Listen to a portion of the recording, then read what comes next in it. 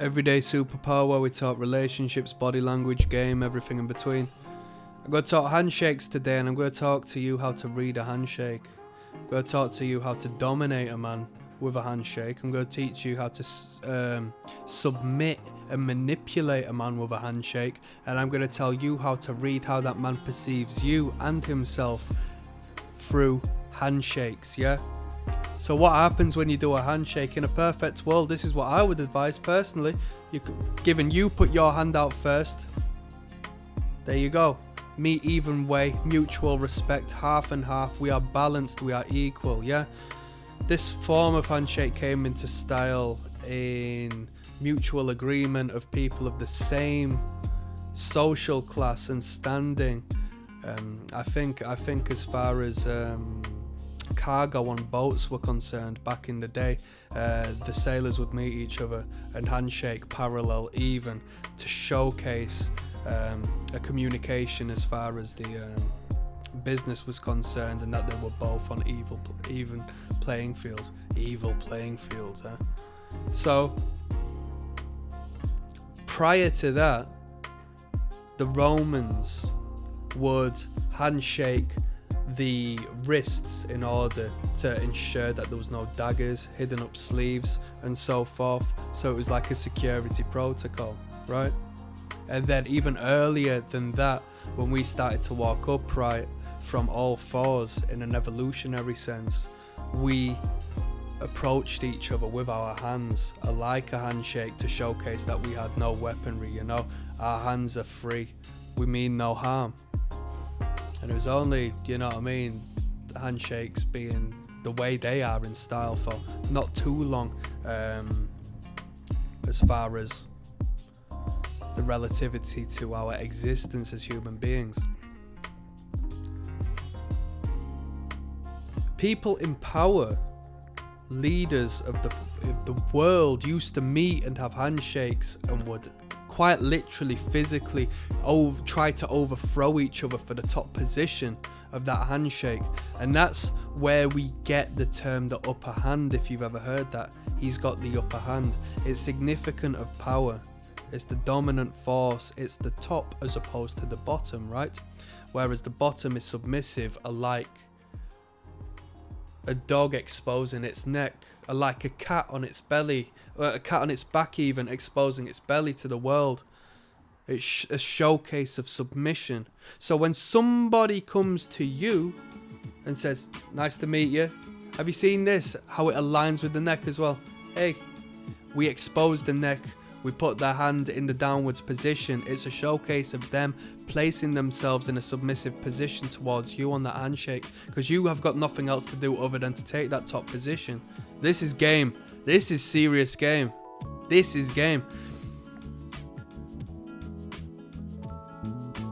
With that being said, as I said earlier at the start, if you want to subconsciously, and we pick up on this, whether we are aware of the theoretics and the roots of this behavior or not, we are aware of this as people. We pick up on these things.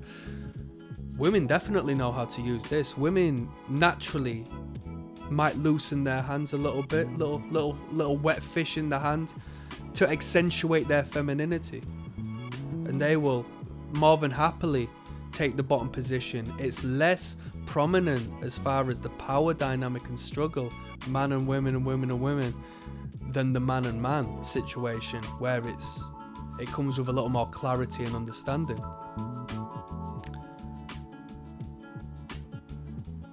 As far as the manipulation, you could go forward, let's say a job interview, let's say you're meeting a boss, an authoritarian figure of some degree. You can go in there automatically with that lower position, giving that man from first glance and impression the feeling and the know-how that you aren't going to try to steal their spot, to undermine them, to do anything, when really that's what you're doing by intentionally doing that, which is quite funny, right? I read something in regards to this, which was an interesting thought, and because it was quite a striking statement, I feel like I will relay it here.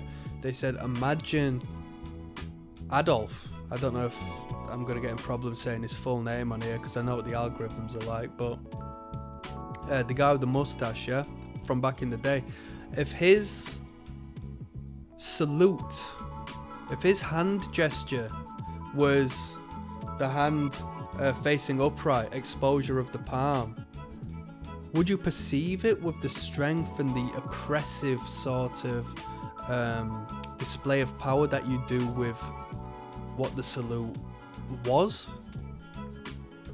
He'd look ridiculous, wouldn't he? He'd look like he was asking for money. He'd look like he was asking for change. Have you seen how it all links? The submissive gesture, the exposure of the palms is a submissive behavior.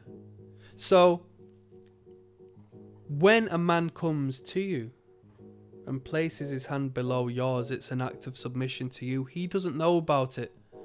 He just feels like he's going in for a handshake, but you can look at it. It's clear as day when you pick up on this. I wouldn't recommend going in there and trying to bloody do all of this and that. It'll be too evident, it'll be too clear, and you'll leave a bad taste in someone's mouth, such as when you have to do the whole overt masculine thing and squeeze the hell out of their hand. It doesn't work like that. People find you distasteful. They don't respect you for doing stuff like that. You don't respect people for doing that when you've experienced it.